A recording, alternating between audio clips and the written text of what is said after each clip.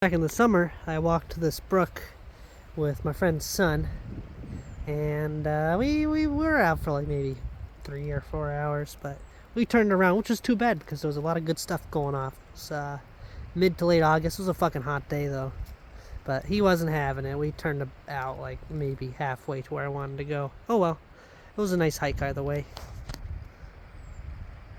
And that's the brook. We walked pretty much down the brook, him and I. It was fun. Brook is typical abandoned pasture land that is turned into a forest with abundant invasives. Most of these are bush honeysuckle, a Lonicera species. There's burning bush or Euonymus elatus. There's bittersweet. I mean, it's the whole mix. It's barberry. And these areas tend to be not very fun to go through. And here's the outlet of the little wetland I was just walking through.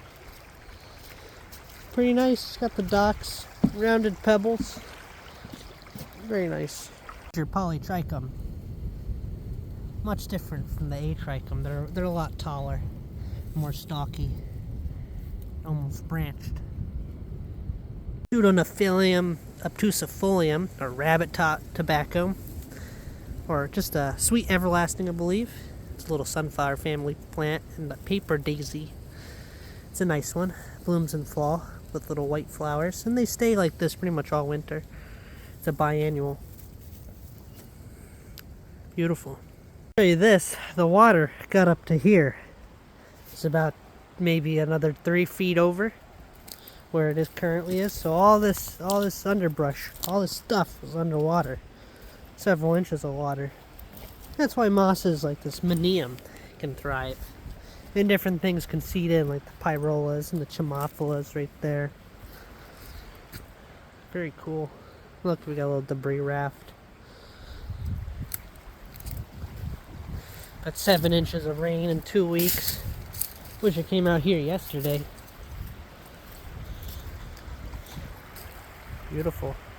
When I was hiking this in the summer, it was about maybe 3 feet lower. So like, there was like a shore on either side, a little bank. Right now it's probably 5 feet deep. You could kayak down that, that'd be fun. You'd be ripping down it. Bunch of Chimaphila umbellata, aka Pipessawa, which I think it should be in a new genus called Pipessawa, but they probably won't ever do that. But it's related to Chimaphila maculata, and this is actually one of the largest populations I've ever seen of it. It's everywhere. Usually when I'm hiking, I only see like one. This is a sizable population. We got dozens. Beautiful. Hundreds. You can see how much time has passed. You know, this is a floodplain here, and this is like a gravelly, silty bank that just continually gets deposited as the river curves into that bank. And eventually it'll curve enough to where during the next flood or so, or a next 100 floods or so, eventually it'll cut back through here. And you'll get like a landslide. Beautiful. I love seeing this. And pretty much you can see how high it was. I mean, it was able to erode all of the top layer of leaves off and expose all that. Just saying about the river basically curving in and eventually cutting itself off. So this is an old oxbow, and so the river likely flowed through here and made a giant curve and just eventually pinched off probably over there, and then during a subsequent flood however many years later it was cut through. So this is all just kind of silty deposits, and eventually when it was kind of just going around like this, it eventually it was no longer the most efficient path for the water to go. So it cut through this kind of silty bank. And a new one's developing. It's just kind of building its way back this way. I love rivers. And then this is actually Rudbeckia lanceolata, I believe. Or it could be greater celandine. It depends if it bleeds orange. Yep, okay, this is celandine. See how it's bleeding a little bit orange? Did you see that? Yep. There you go. That's a celandine right there. Little poppy. The invasive one. I haven't really seen it invade though. It's just kind of not native yellow. A chelidonium, that's what it's called. This area is absolutely loaded with stinging nettle. There's your nice little hemlock. You know, maybe this is this is not a brook. There'd be more flow. There's a little bit of flow, but not enough. You can see it just kind of ends over there. So this is just like, it was carved. I love it. It's so cool. This is super squishy ground. This is new silt deposits, maybe. I think so. Cool stuff. Cool stuff. Got a big hornbeam here. Carpinus carolinea, look how big that is, over a foot wide. This thing's well over 100 years old. This was likely grown on the bank of the river before it started carving in. And I bet you the river is much larger today because of increased runoff due to farming. And more blacktop, more roads, more water that's not seeping into the ground. This likely was the width of the old brook, but now it's as wide as most small rivers. This is brook width. That's more like a small river width, at least in my definitions, which might be completely wrong. Gotta make a video talking about rivers and creeks and brooks and their sizes and how they differ. I think that'd be interesting or fun. Debris rafts. Holy smokes. So the river flowed all the way into here, and this is how a new, I guess, length of brook starts. Look at all that. All these berries and seeds, I believe they're all from, oh look, they're all maples. Interesting. That's how a new forest starts, I guess. We're walking through. Look at all the debris rafts. That's so cool. And so the river flowed straight this way. And this is how a new channel eventually gets carved. Just flood after flood of water taking the path of least resistance. Oh look, it's a little wood thrush. What do we got there? The bird friend is a Carolina wren. Cool. This area is an ancient silt deposit by this brook. It's a floodplain more or less, but it's about maybe 3 feet above the brook. So this has been laying in here for probably thousands of years. We got dryland species like American beech and polytrichum here, or probably polysticum, whatever it is. You know what I mean. Christmas fern, pyrola. I mean, these aren't really wetland obligates. So the river flowed through here, which is just crazy. You can see old channel lines where it's flowed through here before, you know, during heavy rain events. But it's been quite a few years, I want to believe, since it's last been flowed through like this, or so severely. Look, we got dendros. These never grow in deep wetland swamps. I mean, it was flowing through here. I mean, it's going to make a new channel with time if we keep getting major events like this. And then it'll make an oxbow where it flows over there. And this will be the new path of the river until it bends again. So cool. It's wormy silt deposits, or worm soil. So there was never any native worms to New England because of the Ice Age. So this area never had worms before. So it has really thick organic layers. And you can see where the worms are congregating, and they have just made poop, more or less. Organically rich poop, but mineral poor. It's very good soil for invasives and a few other different, it's floodplain soil. They basically make soil into floodplain soil. And there's a set species of New England plant that can tolerate floodplain soil. This is all Pennsylvania sedge. That's really cool. So this is a floodplain from, like, this maybe gets like flooded every, I'm gonna say 20 to 30 years. I mean, it's I guess the age of it from when the river carved through this, it's got to be a few thousand years old because it takes a long time. This is all organic matter. I bet you it's like organic matter and then like a layer of silt and then gravel and then larger rocks way further down.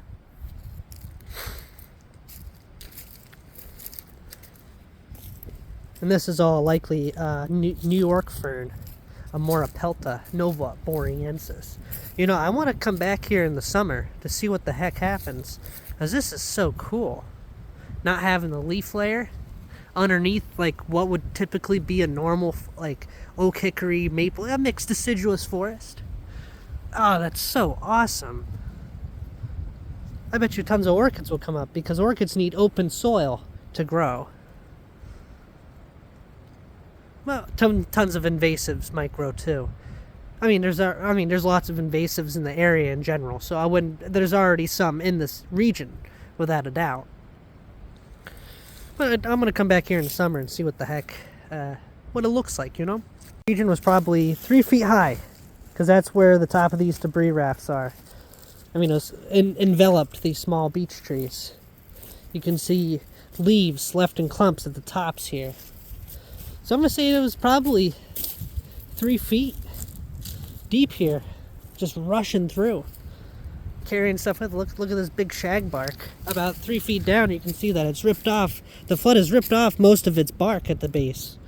That's awesome. Look at that balloon over there. Those silt deposits. Pure sand almost. We get little pits, little potholes and pits. These are probably already here. Ancient little vernal pools. That's so neat. The river looks like it eroded at least 2 or 3 inches off the ground here. It's tilted up down there, because this is where the tree skirt moss ends. Like, this was ground level before, unless it's peeled away, the ground level stuff. But I mean, even looking at these pyrolas, these typically grow ensconced with the ground and duff layer, so it's removed the entire duff layer more or less, and it's brought it down to just thick root soil.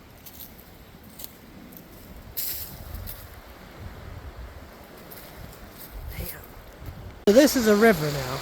This is the, they call it the Beaver Brook, but this is without a doubt a river now. This is not a brook.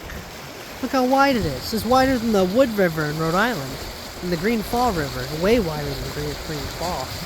This, I would say, is,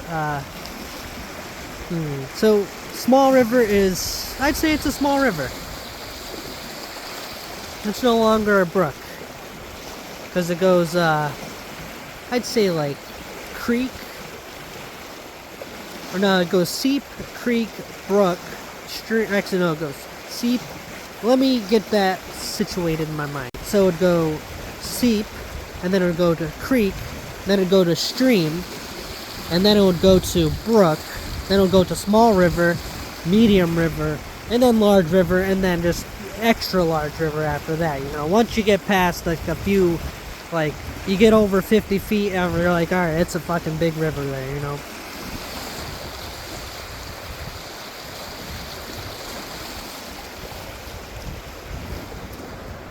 There's a cool fungus there.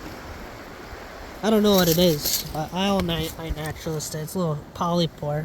Here's the bottom. It's an interesting looking one, for sure. I've started to appreciate mushrooms more. Before I was just like, oh yeah, mushroom, oh cool, flower.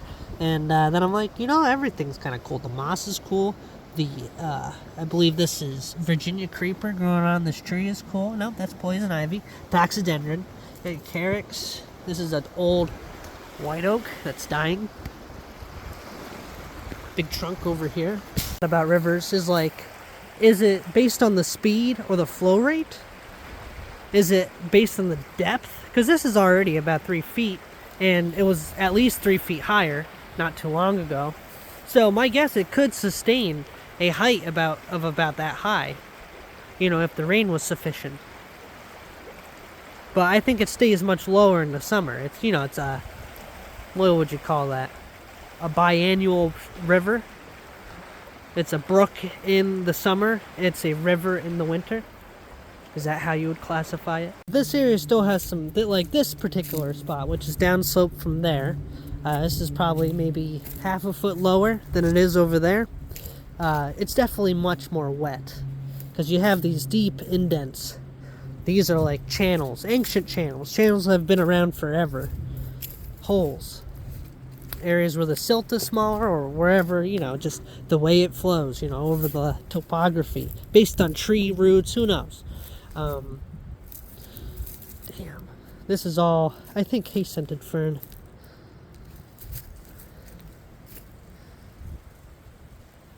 This is like a lower floodplain. Or maybe an upper floodplain. That would just be like a high floodplain, I guess. A high floodplain would be an area that's filled with pines and it's very sandy. And there is an area similar near here on the same kind of water, I don't know, tributary. In the same general area. It's about a mile to the south. And it's a pine plain. Unfortunately, it's being mined for sand. I still want to really explore it. I'm going to probably go this summer.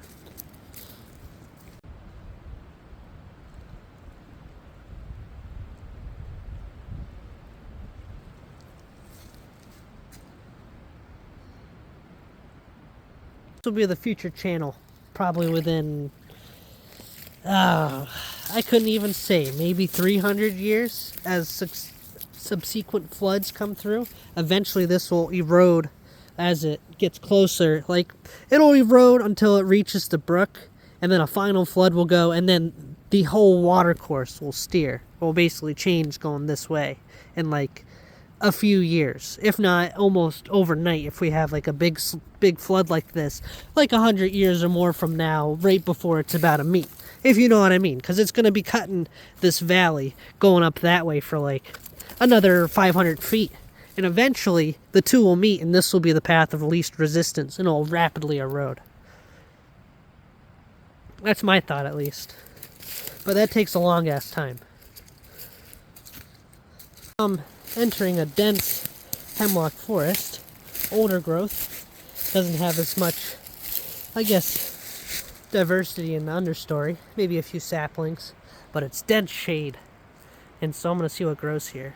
Be Monotropa uniflora, or the Indian pipes. That's plant number 1 that grows in this area.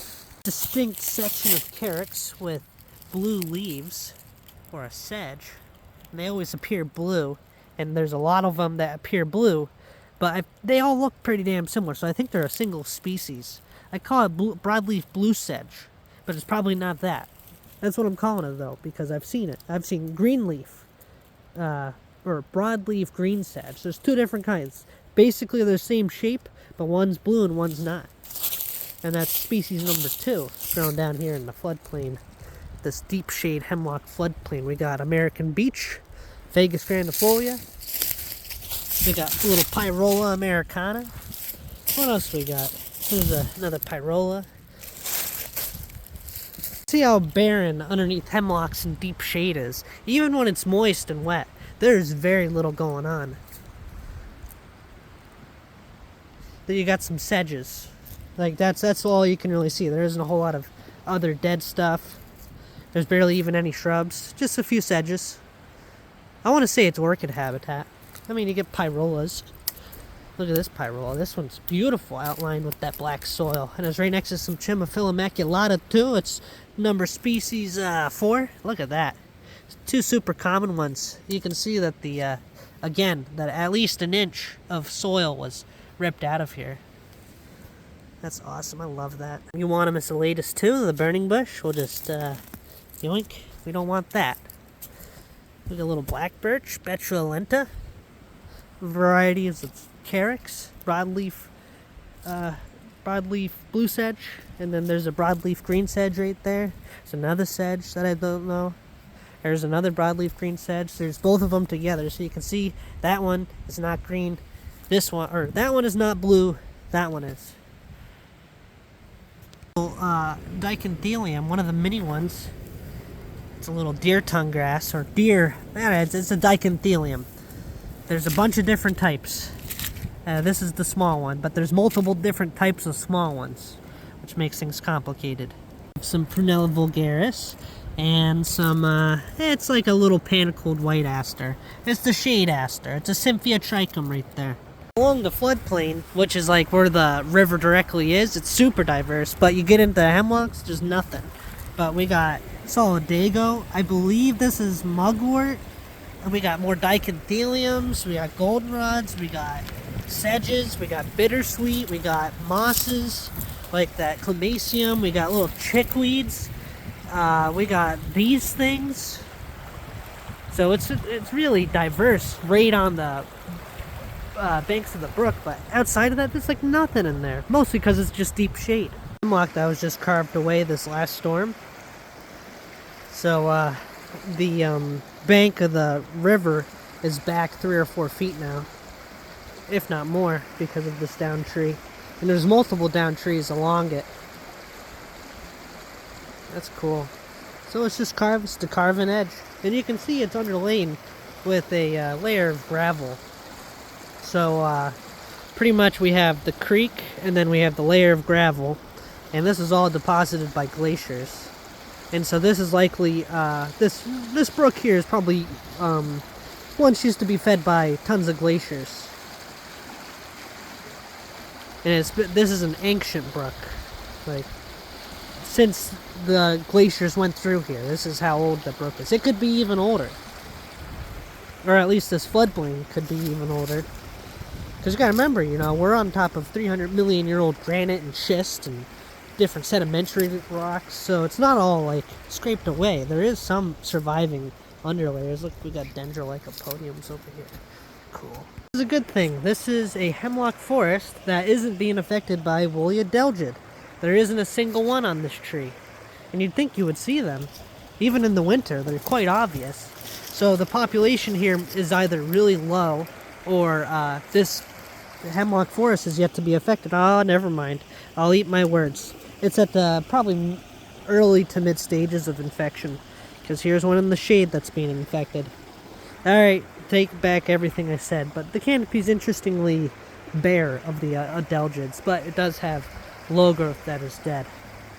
So I guess it's probably a 10 or 15 year infestation. You know, the hemlocks are okay, maybe even 5. You know, it's a really recent hemlock woolly adelgid, you know, moving.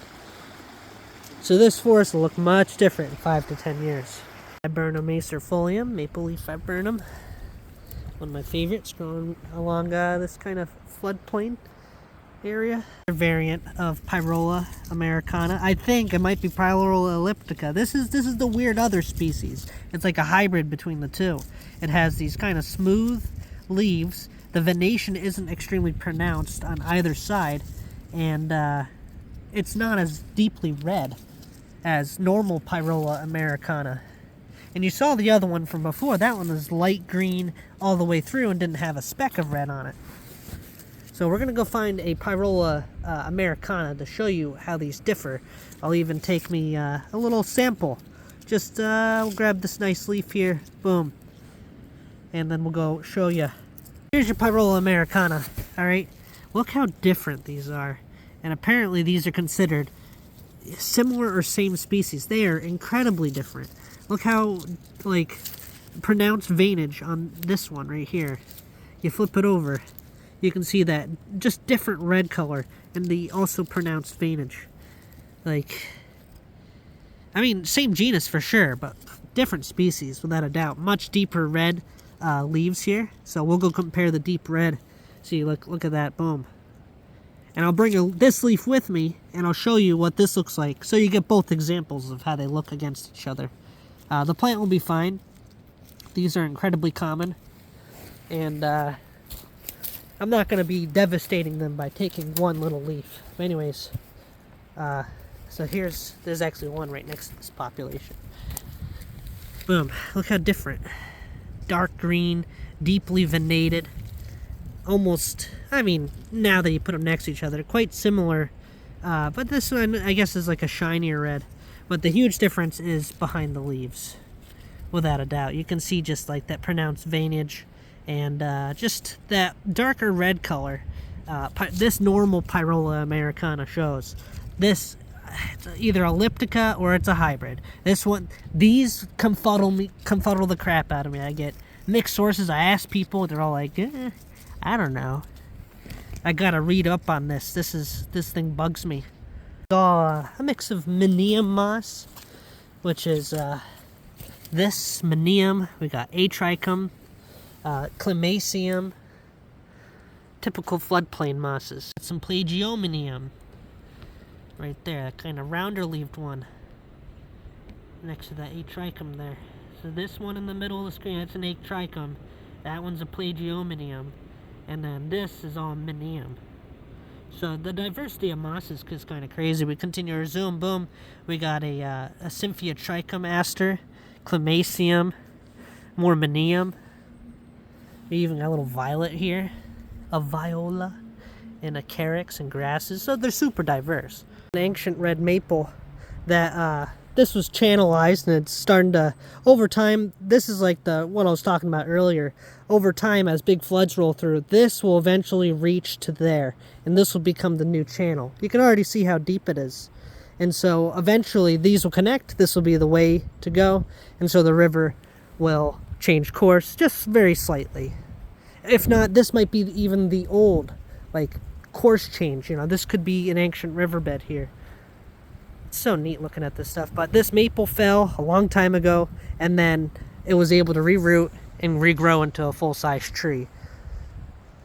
Like, that's the average age of the maples around here, except the stem is from a much older tree. So that tree's been around for hundreds of years.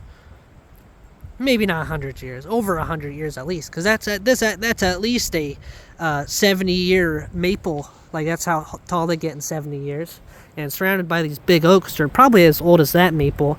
So that's actually, that's another maple. Those two are the same age. That one's just laying down. That's about 2.5 feet wide and probably 80 or 90 years old. What am I kidding? It's probably over 100. But they do grow fast since we're in the floodplain. And look at all the turkey tails up on this maple here. Beautiful. Something that's pretty uncommon. It's the Plantinus occidentalis, and it's a big one. This is the American sycamore. And I rarely see this tree here. Like, it is, I don't want to say it's super rare, because it's not. You know, it's a floodplain plant. But I have never seen one this big in the forest, at least where I hike. Alright? I've seen giant ones planted on properties and along roadsides, but that's a big boy right there.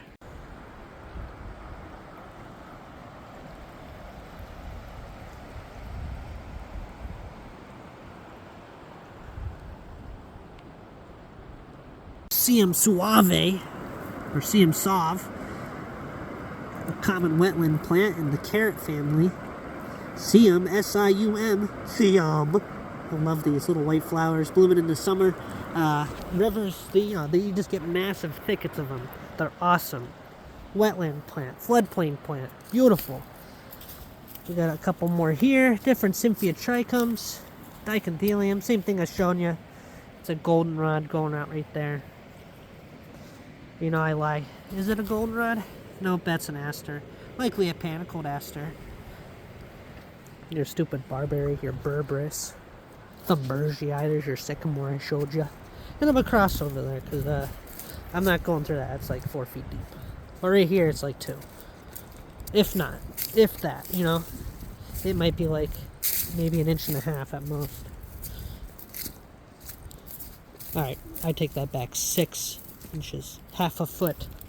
Not bad. Easy to cross with its rounded stones. That thing about poplar trails, or trails in general, is that you'll get people on them. And when I'm just trying to fuck off out here in the forest, you got fucking people over there walking on the trail. You know, they're interrupting my beauty and sanctity of the forest. So like, what the heck? Grr. Stop this now. Beautiful river though, Beaver Brook.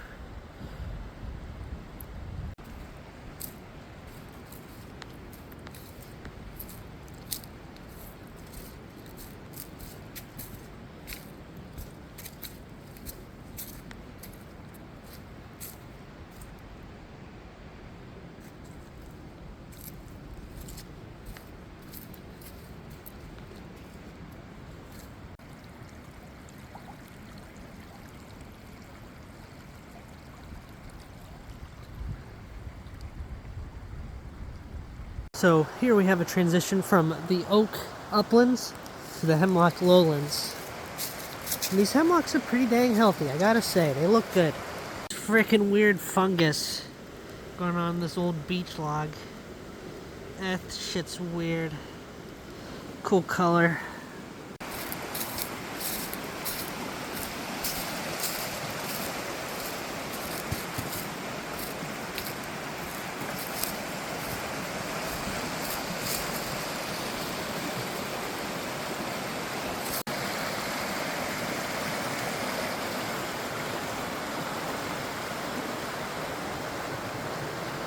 What's blowing my mind is that this used to be a pasture. This hill used to be a pasture. And so this was more or less just a more like often logged hemlock forest, likely. Snow's starting to come down good now.